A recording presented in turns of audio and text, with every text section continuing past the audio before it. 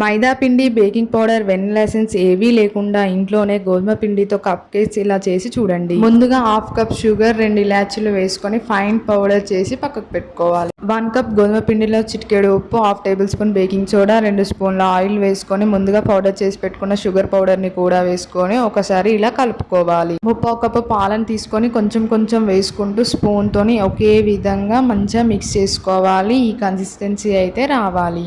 4 glasses అయితే తీసుకున్నాను. ఇందులో కొంచెం ఆయిల్ వేసుకొని గ్లాస్కి మొత్తం ఆయిల్ అయితే రాసుకోవాలి. ఆ తర్వాత కొంచెం గోధుమ పిండి వేసుకొని డస్టింగ్ చేసుకోవాలి. గ్లాసెస్లో హాఫ్ కప్ కేక్ బ్యాటర్ని వేసేసుకోవాలి. ఇలా అన్ని గ్లాసులలో వేసుకొని ప్రీహీట్ చేసుకున్న కుక్కర్లో ప్లేట్ పెట్టుకొని 4 గ్లాసెస్ అయితే పెట్టుకోవాలి.